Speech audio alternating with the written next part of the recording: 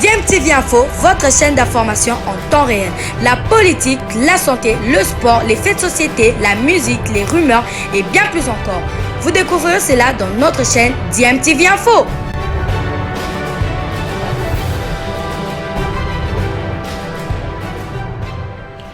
Vous êtes sur DMTV, bonjour ou bonsoir, tout dépend de l'heure à laquelle vous nous suivez. Tout plaisir est pour nous de vous retrouver, mais surtout de savoir que vous êtes nombreux en train de suivre votre chaîne YouTube DMTV. DMTV qui vous propose l'actualité, vous propose également des analyses et des réflexions sur des sujets d'actualité, sur des faits sociaux, tout simplement sur des réalités que nous observons ici chez nous en République démocratique du Congo.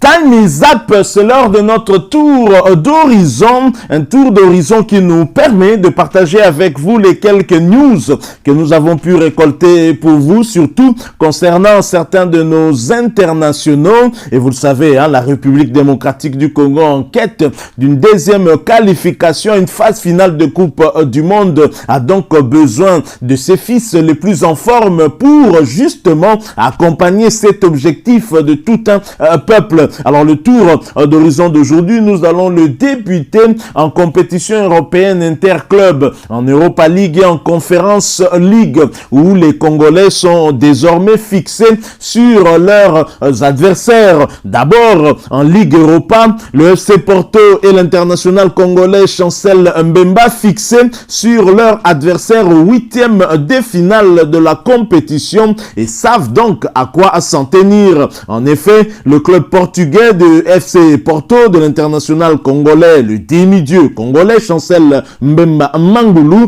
va défier l'Olympique lyonnais en 8e de finale de l'Europa League. C'est ce qui découle du tirage effectué hier, vendredi 25 février, en Suisse. Leader du championnat portugais, les Dragons du FC Porto n'ont pas perdu depuis le 7 décembre dernier. Les coéquipiers de Chancel Mbemba font preuve d'une ascension extraordinaire en Europe cette saison. Mais en face, il y a une équipe de Lyon qui éprouve quand même quelques difficultés en championnat européen face aux Dragons. C'est l'histoire qui nous renseigne cela, puisque Lyon n'a remporté aucune de ces 4 rencontres en Coupe d'Europe contre le FC Porto. Ils ont eu à faire un match nul et Lyon a subi 3 revers face à Porto.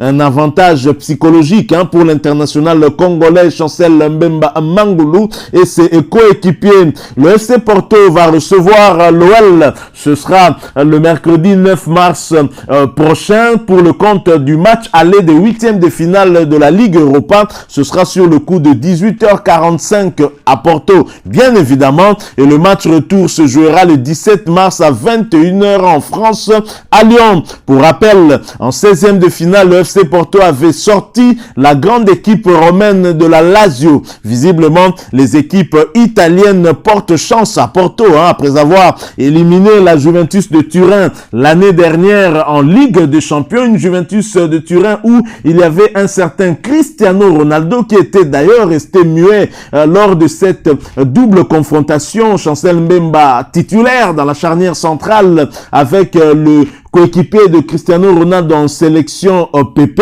Porto a éliminé également la Lazio de Rome cette année en Europa League.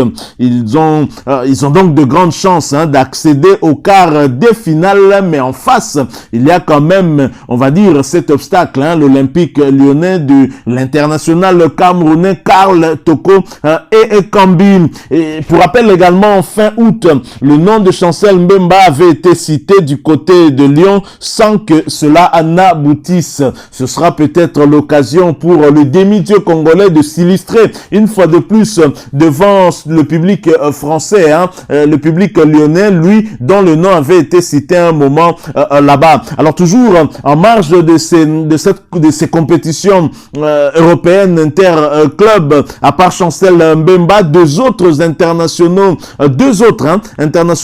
congolais connaissent également leurs adversaires, exemptés des 16e de finale suite à leur première place en phase des poules. Arthur Masuaku et son club West Ham vont croiser le fer avec le FC Séville, sextuple vainqueur de la compétition. Un choc pour le club londonien qui devra sortir une prestation XXL pour passer ce cap.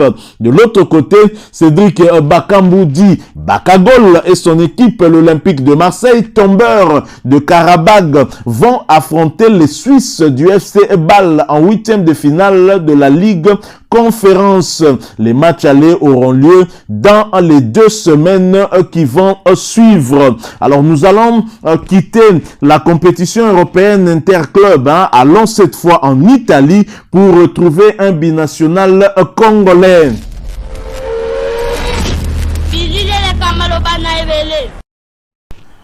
En D2 italienne, le binational congolais Rodney Nkongolo et Cosenza peuvent avoir des regrets face à Crotone. Rodney Nkongolo et Cosenza sont allés prendre un point sur la pelouse de Crotone en match comptant pour la 25e journée du championnat italien de 2e division. Score final 3 buts partout. Le milieu défensif congolais a disputé cette partie qui aura été très spectaculaire et très prolifique en buts, 6 buts inscrits lors de ce match, comme l'indique du reste le score, 3 buts partout. Ils ont pris l'avantage en menant 2-0 à la fin de la première période. Mais malgré la réduction du score adverse à 2-1, ils ont ajouté le 3e but, mais vont malheureusement craquer dans les ultimes minutes en encaissant 2 buts presque coup sur coup. Ils sont en quête d'une victoire qui les fuit depuis le 27 octobre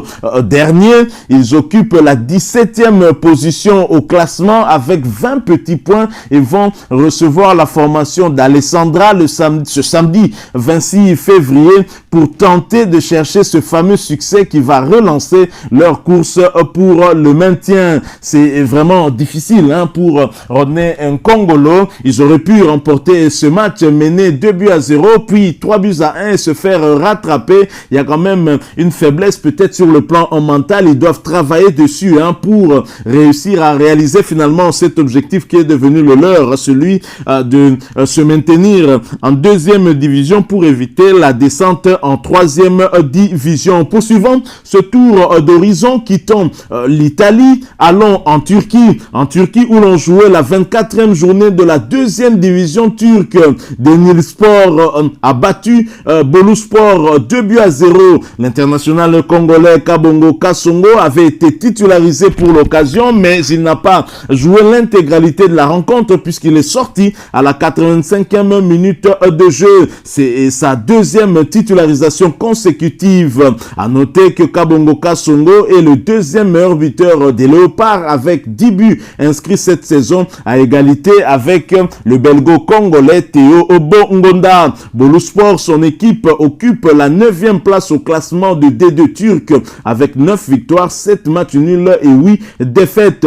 28 buts inscrits contre 26 encaissés. Kabongo Kasongo avec Boluspor en D2 turc, en termes de temps de jeu, c'est 1728 minutes sur les 2430 minutes possibles. Il a eu à jouer 22 matchs sur les 27 possibles en inscrivant 10 buts et il a donné 3 passes décisives. Des très belles statistiques pour l'international congolais qui ne sera très certainement pas de la partie au mois de mars prochain pour cette double confrontation entre les Léopards et les Lions de l'Atlas au regard de la concurrence qu'il y a dans son poste de prédilection, le poste d'avant-centre. Et le prochain rendez-vous pour Boluspor et Kabongo Kasongo en DD turc, ce sera pour le compte de la 25e journée. Boluspor va recevoir Tulsaspor. Ce sera le mercredi 2 mars 2022 sous le coup de 12h30 heure de Kinshasa.